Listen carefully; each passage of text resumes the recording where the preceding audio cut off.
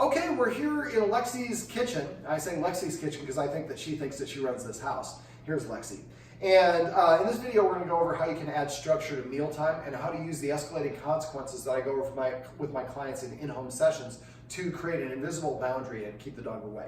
Now, she's a little bit of a nervous dog, so I'm going to probably have an easier time of doing this than the Guardian, but I want to show how to do this with my technique so that your timing and tempo is going to be great. So basically her food dish is right here, and she's a Yorkie. And Yorkies, if you ever had one, they love to eat and snarf down food. But I don't think she has any practice actually restraining herself. Now, normally what her Guardian does is she would pull the bowl up here. I'm actually going to put it there because I want to make it a little bit harder for me. Now, one other tip that I went over off camera with the Guardians, dogs eat in the order of their rank. So if you have a dog that doesn't listen to you or thinks it's in charge like Lexi, you want to make sure you eat something first. We're going to forego that for this video. I don't need to do it because I don't live here. But what I'd like to have the Guardians do is get a chip or a cracker or a carrot or a piece of celery, something crunchy.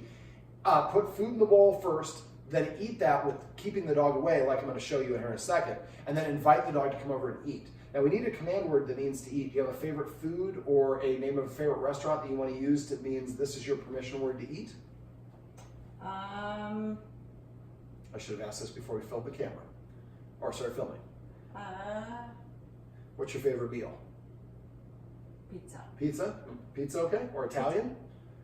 Pasta? Pasta. Okay, pasta. We're going to say pasta. So for passive training, you wait for the dog to do something and you assign a command word or you reward it after it starts doing it on its own. So when she takes her first bite of food, I'm going to say pasta, and for 2 months, pasta, and if you want to change it after this to change something else, don't change it a lot, but you can change it once. Say whatever that word is for 2 months when she takes her first bite of food and only say it once. And don't oversay it. Pasta, pasta.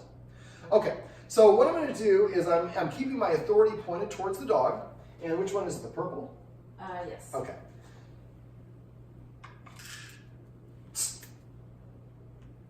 So I use the hissing, and I'm also using the second and the third consequence. So now if I turn my authority, like I've just gotten it going off camera, it goes whatever direction my hips are pointing at. See, as soon as I turn towards her, see how she stops? She's trying to outflank me. It'd be better at camera work if you were over here. Let's do it this way. Here we go.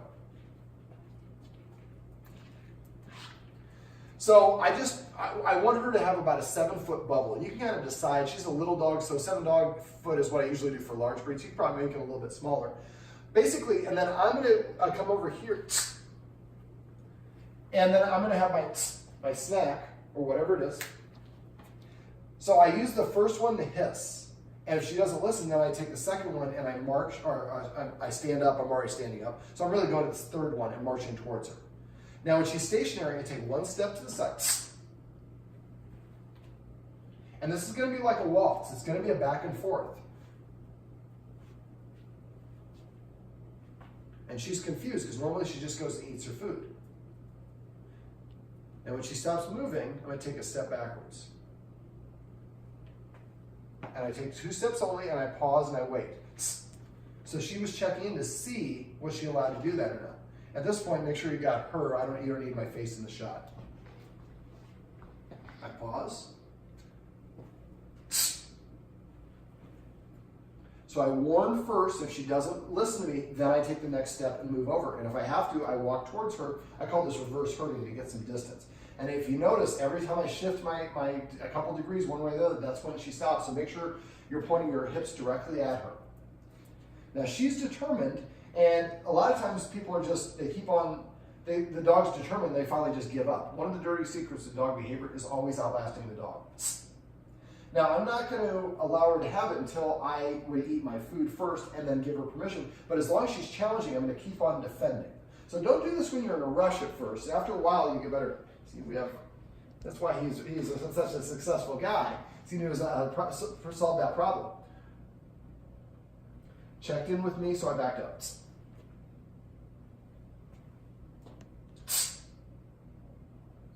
Now I'm going to let her because she sat down. Pasta. That's how you do it.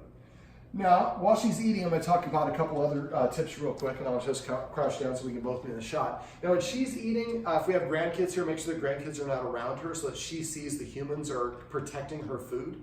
If the grandkids come over, some dogs will nip or growl, and if a dog growls when it's eating food, it's not aggressive usually. It's a warning. If I'm in a changing room, somebody tries to come in, I'm going to growl at them and say, don't come in. And it's appropriate for me to do so. Something else we went over is I want to go kind of add a little bonus deal in here. I want to let her finish eating. I'm going to show you how to teach a dog to leave it. And so I'll get a couple of these ready to go. Now for the leave it exercise, you want a high value treat like what I got here are chicken liver, which he really likes. There we go. So because she's a little girl, I'm cutting these in half. You probably cut these in quarters. I'm going to leave these bag of treats here with you. So the first thing I do is these are chicken liver. They have a really strong aroma. I'm going to put it in front of her nose. Normally, well, she's a little bit still nervous in the service with me, so I'm just going to demonstrate or just talk about it. So I'd hold it here. Usually, let's see if she'll come and take that. There you go. Let's try and do it again. So moving away really quick, that's the cortisol in her blood. Normally, she'd be slobbering all over your hand, pawing at it, licking it, trying to get it. And I wait, and the second that she backs away from it, I give her a treat. There you go. And at this point, when I'm handing her the treat, I'm not saying the command word. Next stage is I'm going to drop it, and I'm going to cage it like that. Now, if she kept on coming forward, I would also go all the way down or down onto my palm if I have to. Leave it. And then I pick this one up. She never gets the one that's on the floor. When you do this, you want to drop it. I actually wouldn't hiss at this one. That was just, there we go.